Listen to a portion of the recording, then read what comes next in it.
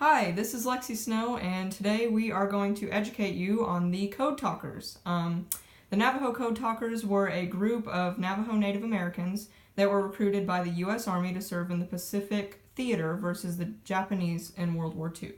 So this is my dad, and his name's Brian Snow, and he is a vet teacher that has taught history for 53 years, and he's going to provide us with his expertise on the Code Talkers. First of all, I've not been teaching 53 years, so that's a really funny joke, Lexi. But I do know a little bit about the Navajo Code Talkers. So second of all, I got to say hi to a couple of my boys sitting there in class. Luke and Brock, don't be falling asleep back there on me. Got it? So when we talk about the Code Talkers, a lot of people think that World War II was the first time that we used Native Americans for warfare. That's actually incorrect. We used Comanche Indians in World War I to help communicate in code as we were sending messages over airwaves to kind of confuse the enemy. So fast forward to World War II.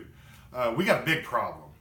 The Japanese they're not like the Germans. The Japanese refuse to surrender.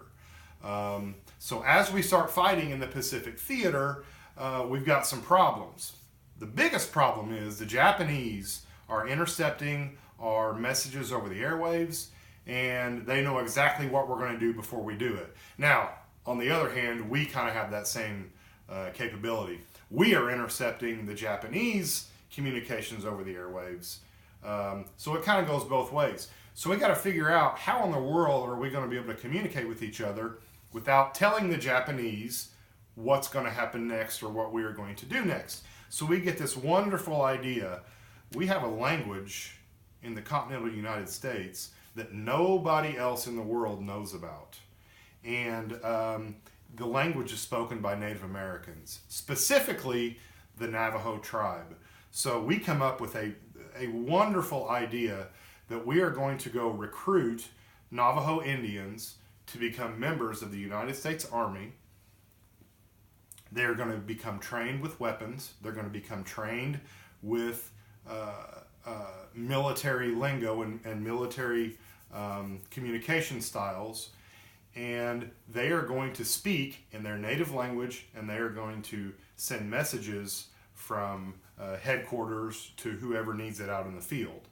Now, they come up with two different types of code. There's a Type 1 code and a Type 2 code. The Type 1 code, they just come up with specific words that represent military terms. For instance, the word turtle or tortoise in Navajo would represent a tank. The word eagle in Navajo would represent airplanes.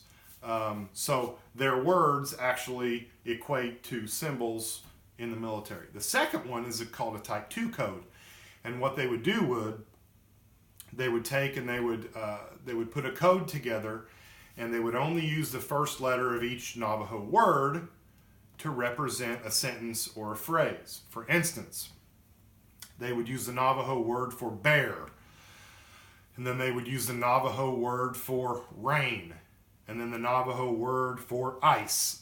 So if you take the first letters of those three words, you have BRI, okay? So they would spell out words or messages using that separate code as well. So that's a little bit about the Navajo Code Talkers. Do you have any other questions? Yes, I do. What were some defining moments of the Code Talkers in warfare? Well, it's funny you would ask that. There were several different battles that the Navajo Code Talkers played a huge role in. We actually have a video clip that we're going to watch here in the Battle of Saipan, where the Navajo Code Talkers actually save several lives of American soldiers. Stand up! Get the Navy on the horn and tell them to dig out those guns! Target reference. Guard 1. Right 700. Elevation 050.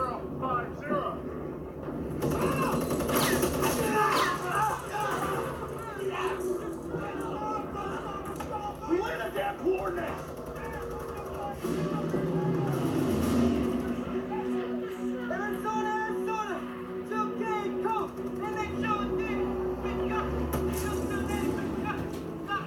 Notice what the Japanese say here when they are trying to intercept the message. Okay.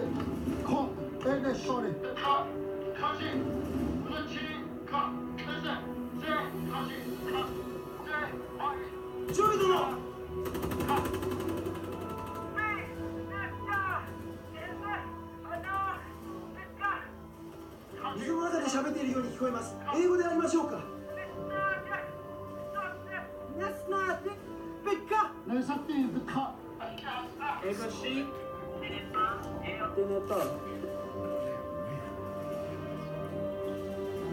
Target reference, Dog 1, South 700, elevation 050.